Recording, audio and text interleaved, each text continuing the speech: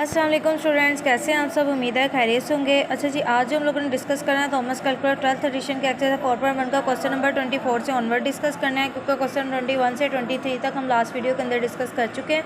अगर कुछ स्टूडेंट्स को नहीं पता तो वो जाके मेरी प्लेलिस्ट में देख सकते हैं। चैप्टर नंबर 4 की प्लेलिस्ट में वो आपको क्वेश्चन मिल जाएंगे।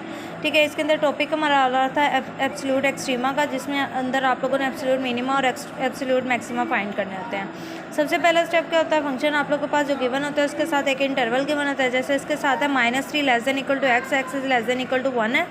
-3 से 1 तक वैल्यू, इसको सबसे पहले डिफ्रेंशिएट करना है। कॉन्स्टेंट नंबर का डेरिवेटिव आपके पास 0 होता है और एक्स स्क्वायर का डेरिवेटिव आपके पास क्या होता है, 2x आता है। -7 ऑलरेडी पड़ा हुआ है। अगर आप लोगों को डेरिवेटिव का कॉन्सेप्ट नहीं आता तो आप लोग मेरी प्लेलिस्ट में जाकर चैप्टर नंबर 3 की वीडियोस देख सकते हैं। उसके अंदर मैंने स्टेप बाय स्टेप डेरिवेटिव लेना सिखाए हुए हैं।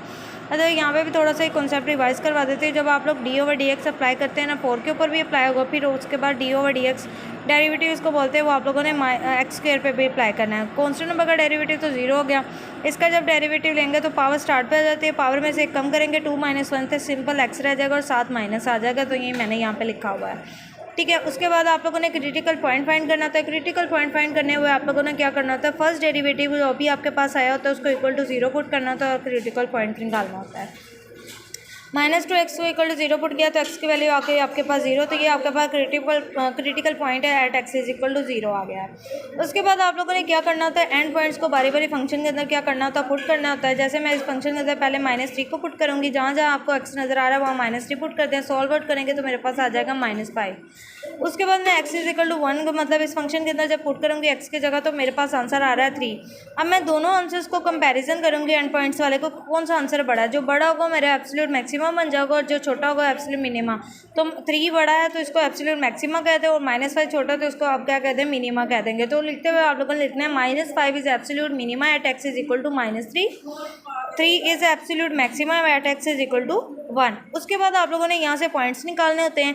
यहाँ से मेरे बेटा आपको एक पॉइंट मिल रहा है, जब आप लोग -3 पुट कर रहे हैं, -3 के कोरस्पॉन्डिंग आपके पास आंसर आ रहा है -5। ठीक है, एक पॉइंट मेरे बेटा आपको ये मिल जाएगा। दूसरा पॉइंट इसके अंदर जब आप लोग x की वैल्यू क्या ले रहे हैं, 1 ले रहे हैं और उसके कोरस्पॉन्डिंग आपके पास आंसर आ रहा है 3, और एक पॉइंट आपके पास ये बन जाएगा।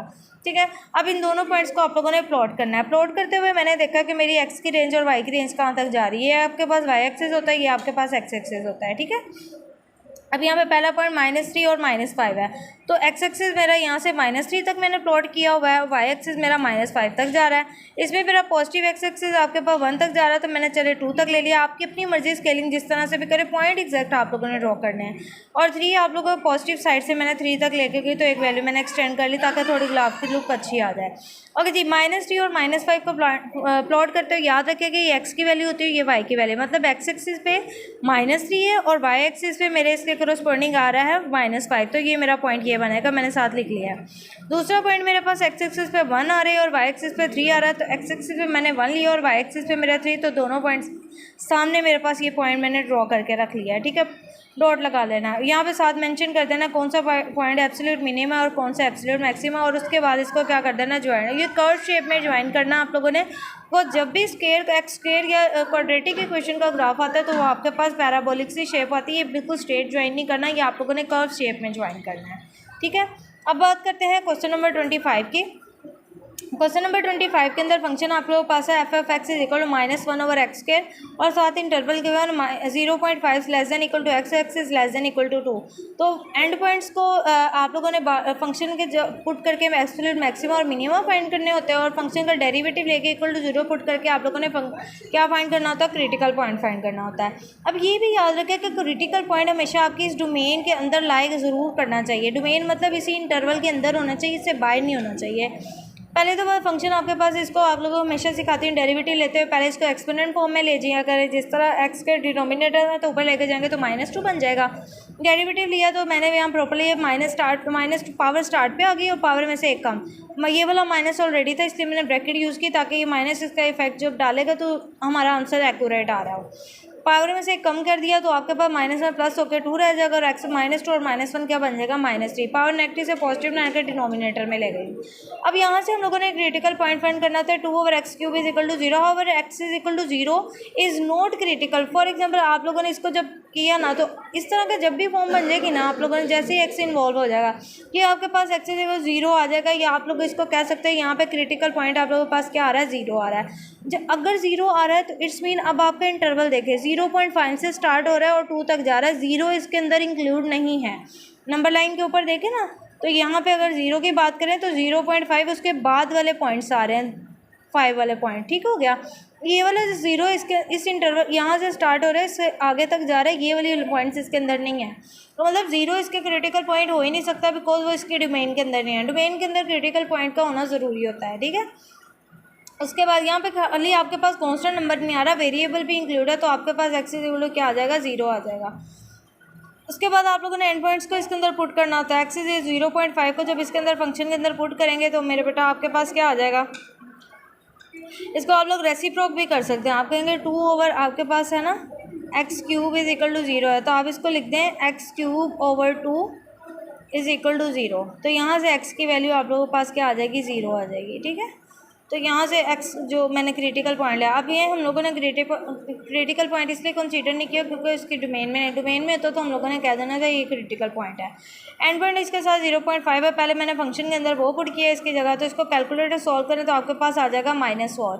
ये आप उसके बाद जब मैंने 2 को पुट किया तो मेरे पास उसका भी आंसर आया -1/4। इसको मैंने डेसिमल में चेंज किया ताकि आपकी प्लॉटिंग का आना चाहिए बनेगा -0.25 बन जाएगा। अब दोनों में से देखें -4 बड़ा ये -0.25, 0.25 बड़ा होगा, जाहिर बात है जितना नंबर छोटा होगा नेगेटिव उतना ही बड़ा होता है।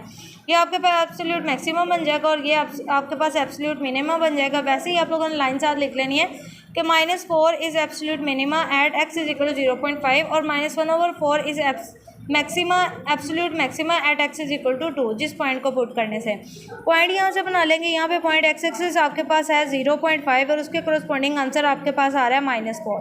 एक पॉइंट ये मिल गया। इसके आपके पास जब x की वैल्यू आप ले रहे हो 2 और उसके कोरस्पॉन्डिंग आपके पास आंसर आ रहा है -0.25 या -0.2 तक रख लें, ठीक है। दोनों पॉइंट्स आ गए, दोनों पॉइंट्स को आप लोगों ने ड्रॉ कर लेना है। ये आपके पास y एक्सिस होता है, ये आपके पास x एक्सिस, इस तरफ x की वैल्यूज पॉजिटिव होती है, इस तरफ नेगेटिव होती हैं, इधर आपके पास नेगेटिव वैल्यूज होती है, इधर आपके y एक्सिस की पॉजिटिव वैल्यूज होती हैं।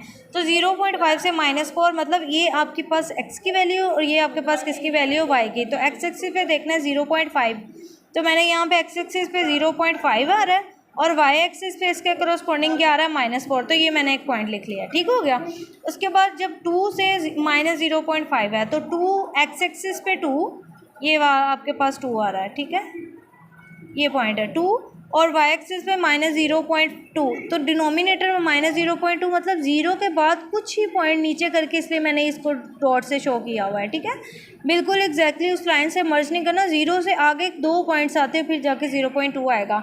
तो इन दोनों पॉइंट्स को हम लोगों ने क्या कर लिया, कर्व शेप में इसको ज्वाइन कर लिया। और कर्व में क्यों ज्वाइन किया, आप कहेंगे स्ट्रेट क्यों नहीं मैडम किया, तो देखिए जब भी मैंने कहा x स्क्वायर का क्वाड्रेटिक ग्राफ आ जाएगा, ये क्वाड्रेटिक फंक्शन होगा तो उसका पैराबोलिक सी शेप बनेगी इस तरह से कर्व सी। बात करते हैं नेक्स्ट क्वेश्चन नंबर 26 की। आपके पास है f(x) -1/x और इंटरवल गिवन है -2 less than equal to x और x is less than equal to -1। तो इसका जब फर्स्ट डेरिवेटिव लेने से पहले आप लोगों ने इस x को ऊपर लेके जाएंगे तो -1 की फॉर्म बन जाएगी।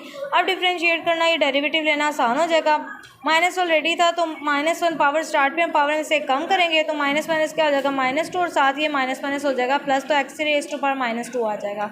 नेगेटिव से पॉजिटिव पावर बनाकर 1/x² कर दिया। उसके बाद क्रिटिकल पॉइंट फाइंड करना होता है, तो क्रिटिकल पॉइंट आप लोगों ने 1/x² इज इक्वल टू इसको 0 पुट करेंगे, इसका रेसिप्रोक करें तो ये x²/1 बन जाएगा। रेसिप्रोक करते हुए x की वैल्यू आप लोगों के पास क्या निकल आएगी, 0 निकल आ गई, ठीक है। ये क्रिटिकल पॉइंट है या नहीं है, कि आपकी डोमेन सेट करेंगे। -2 से लेकर -1 तक की आप लोगों के पास डोमेन है।